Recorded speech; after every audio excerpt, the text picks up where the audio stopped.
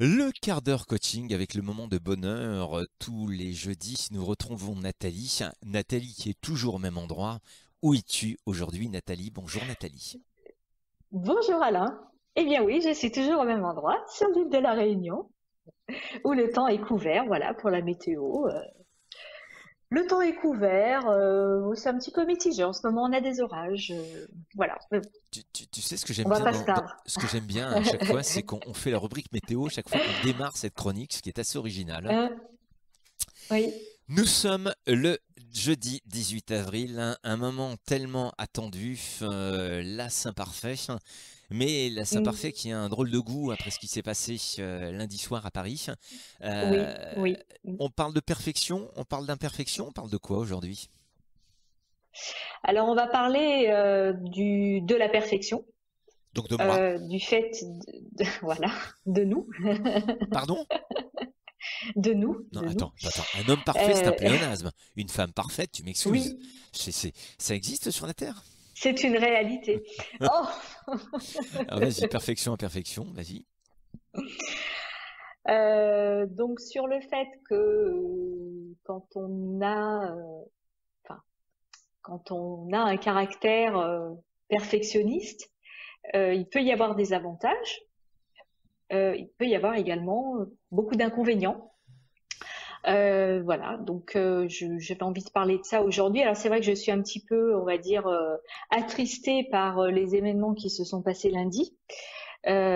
Pourquoi? Parce que Notre-Dame de Paris représente pour moi une perfection architecturale Oui. qui a duré dans le temps. Et si je peux employer une métaphore, cet incendie est venu détruire partiellement cette perfection. Et si je peux faire un lien avec nous en tant qu'humains, qu'est-ce qui se passe quand on est dans un complexe de perfectionnisme? À un moment donné, on peut aussi prendre feu et s'écrouler.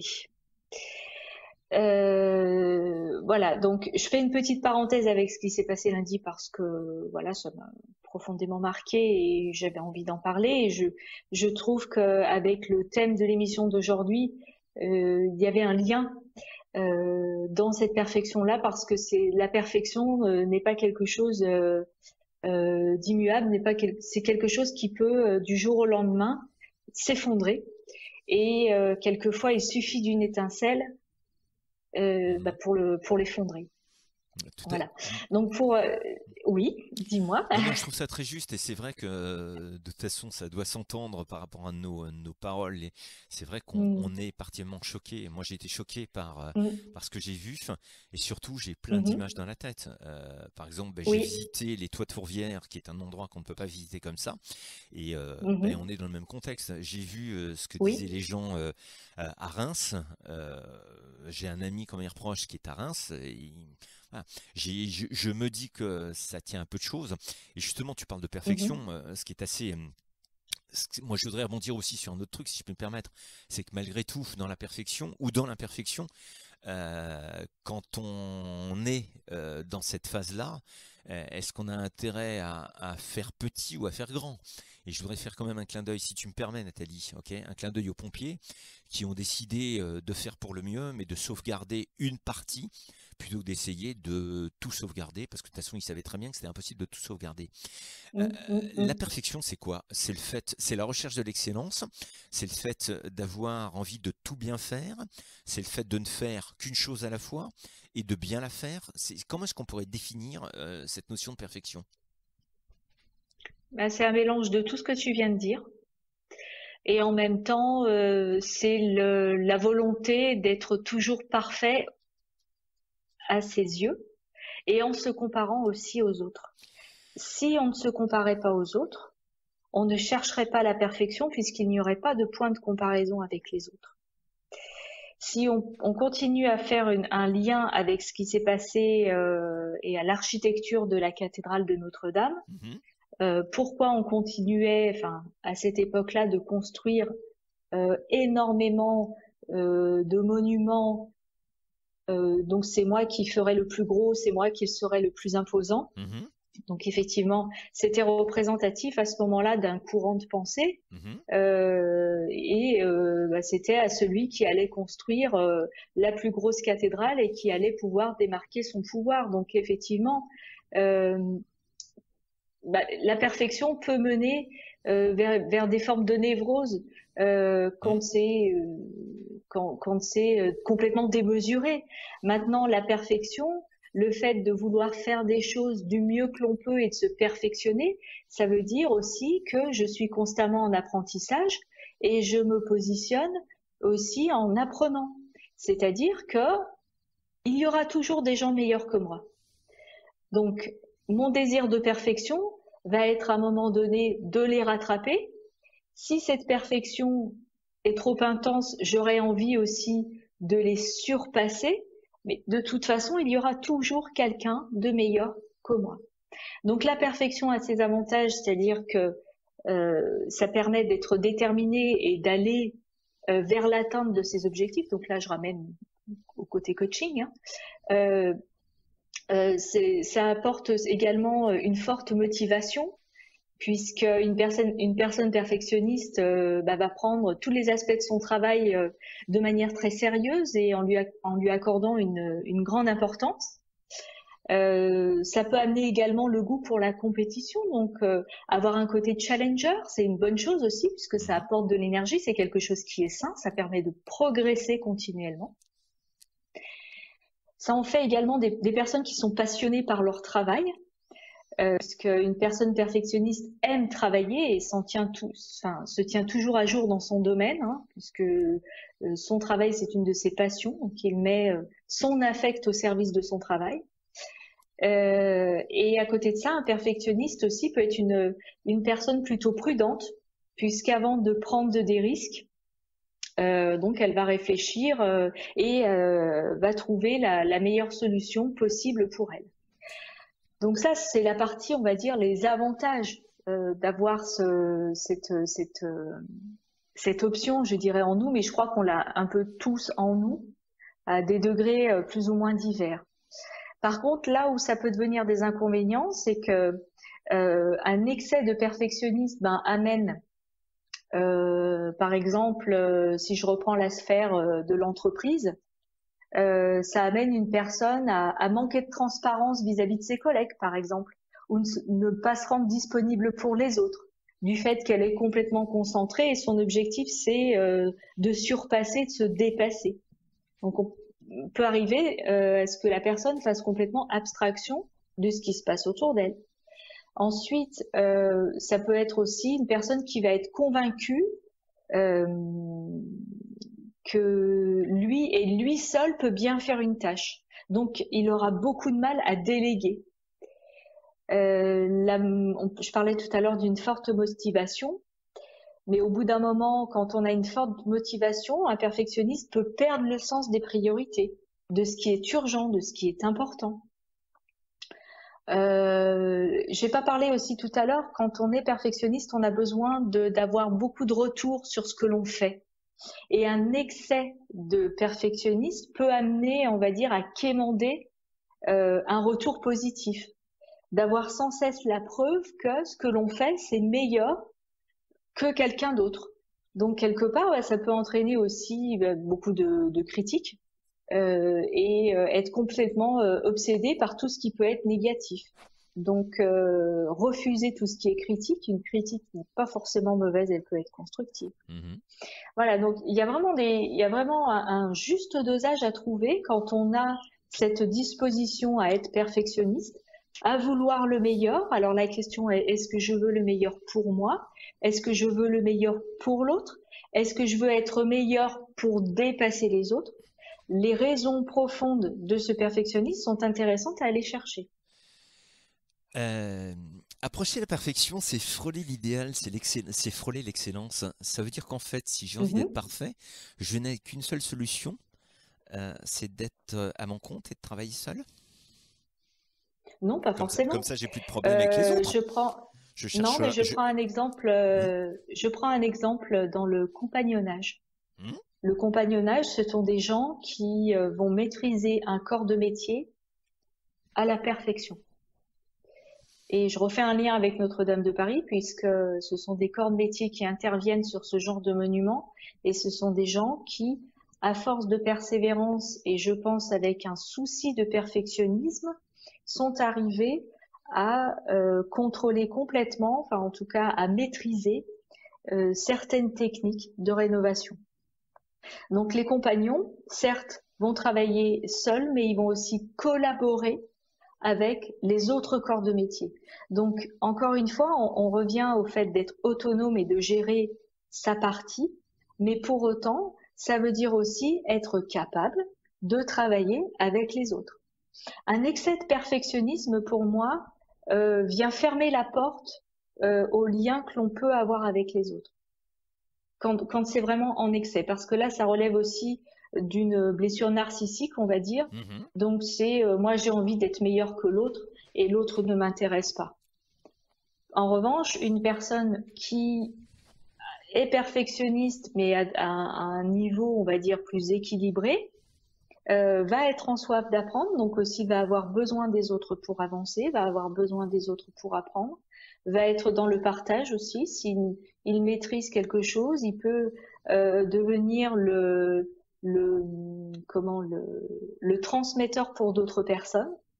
Donc là, c'est un perfectionniste qui a tous ses avantages et qui est bon pour la société, bon pour l'entourage et bon pour soi aussi, parce que quelque part, une personne qui a une dose de perfectionnisme suffisamment équilibrée, ça lui apporte un sens dans sa vie, ça lui donne aussi la motivation de se lever le matin, c'est quelqu'un qui va avoir le sourire en allant travailler. Enfin, il y a des avantages là-dedans. Maintenant, c'est comme tout. Il faut pas non plus que ça aille dans l'excès, parce que quand ça va dans l'excès, on rentre dans certaines formes de pathologie. Et là, effectivement, c'est pas bon. C'est pas bon. Tout à l'heure, tu as parlé des pompiers de Paris. Les pompiers de Paris, ce sont des gens qui ont été entraînés et surentraînés pour entrer dans un corps d'élite. Les pompiers de Paris sont vraiment une élite. Donc là, on parle d'élitisme. Donc on parle aussi de perfection, parce que ce sont des gens qui se sont entraînés, mais pour autant, ce sont des gens qui vivent en communauté, puisqu'ils forment un corps de métier, donc ils travaillent aussi ensemble. Et pourtant, ils sont dans une élite, donc dans une certaine forme de perfectionnisme.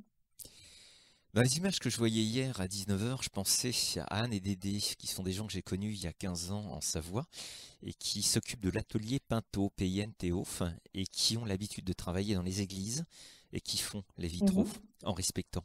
Oui. Et je me suis demandé, quand je t'écoutais, il y a quelques instants, je me suis demandé si perfection et professionnalisme n'étaient pas, j'allais dire, la première des exigences. Oui, ça tient aussi à la conscience professionnelle, absolument. Voilà. Une personne qui a de la conscience professionnelle, quelque part, c'est une personne qui est perfectionniste. Pourquoi? Parce qu'elle va chercher à donner le meilleur d'elle-même dans son travail. Voilà, pour moi, c'est la facette positive du perfectionnisme, tout à fait, oui. Et d'ailleurs, je disais un article hier, notamment, c'est marrant, qui parlait de perfectionnisme en Asie. Puisque en Chine, en Asie, c'est dans leur culture le perfectionnisme. Et d'ailleurs, on le retrouve par exemple, dans l'art de la calligraphie.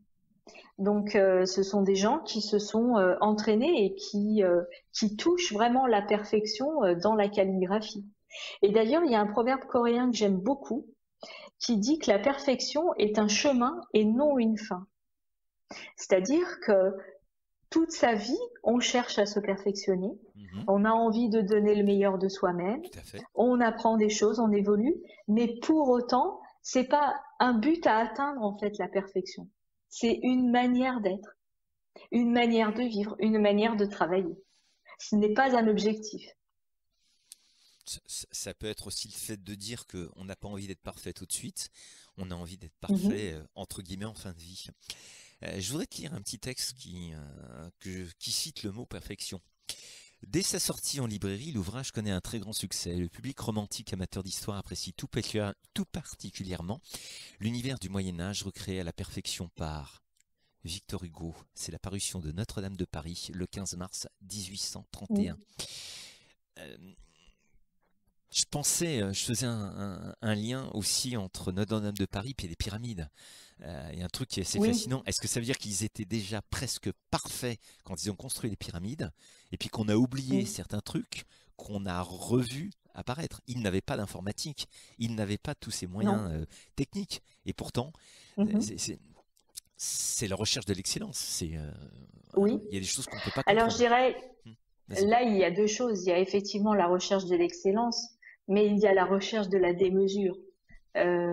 Parce que à travers les symboles des pyramides, qu'est-ce qu'ils cherchaient à faire? C'était imposer et avoir le plus grand temple mortuaire, puisqu'une pyramide, c'est tout simplement, si je pouvais le réduire, à une tombe, hein, Oui, mais voilà. c'est mon image. Mais Et en tout comme je cas, suis quelqu'un de parfait, évidemment, je dois être la plus belle, je dois avoir la plus belle image au monde. voilà, Et la plus voilà, grande. c'est ça, et surtout la plus grande, la plus imposante. Hmm. C'est le cas aussi aux États-Unis avec les gratte-ciel.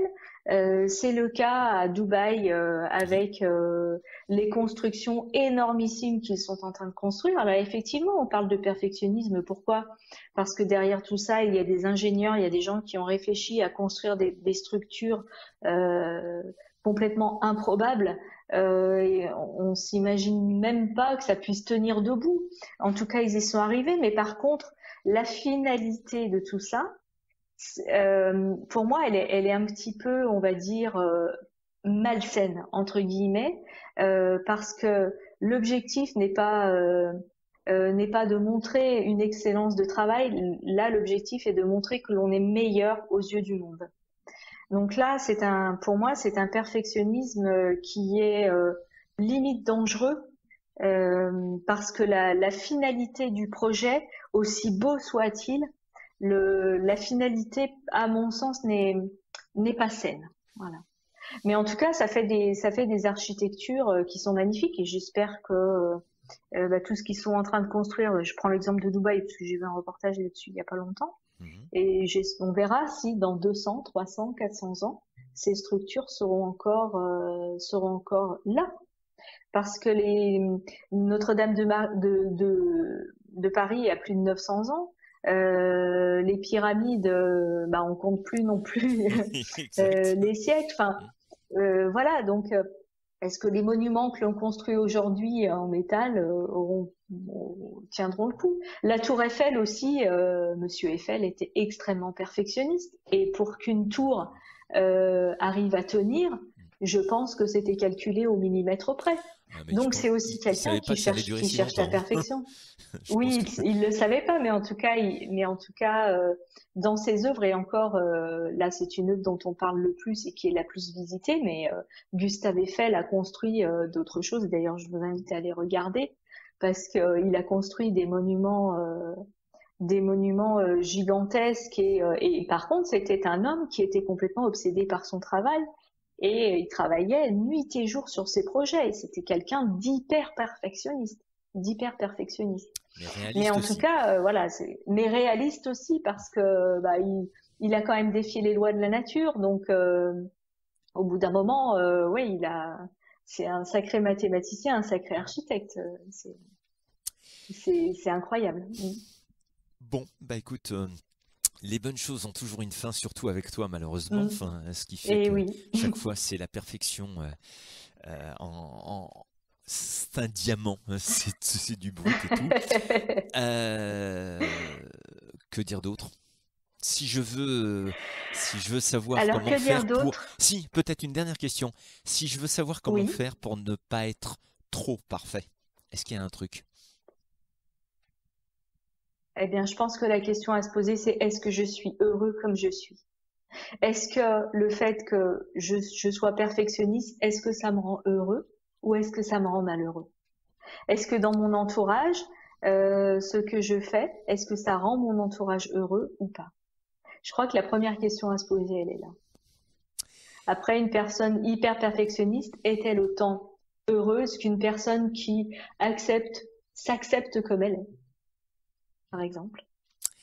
Comme tu dis, je voudrais juste finir, moi, en ce qui me concerne, et je te laisserai clôturer évidemment derrière pour avoir une pensée pour ces 500 pompiers qui se sont battus pour sauver et sauvegarder Notre-Dame de Paris. Pour moi, ce sont des gens qui sont plus que parfaits, sans hésiter. Je te laisse terminer la Mm. chronique. Bah, plus que parfait, et je vais rebondir aussi sur des gens qui déjà sont passionnés par leur métier et qui ont une dévotion pour les autres, même si c'est leur métier, même s'ils sont payés pour ça. Mais en tout cas, ils ont un respect pour l'humain. Et ce que je vois défiler en commentaires, d'ailleurs je ne regarde plus le peu de commentaires que j'ai vu défiler là-dessus, de personnes qui se permettent de critiquer, eh bien j'aurais qu'un conseil à leur donner, c'est qu'avant de critiquer, il est bon de balayer devant sa porte. C'est Alors, très certes, les pompiers ont fait leur métier, mais en tout cas moi, je n'ai pas de chapeau, mais je leur tire quand même mon chapeau, parce qu'ils mettent aussi leur vie en jeu pour sauver des gens, pour sauver un patrimoine. Mais en tout cas, Merci Nathalie. je terminerai là-dessus. Salut à toi. Merci Alain, bonne journée.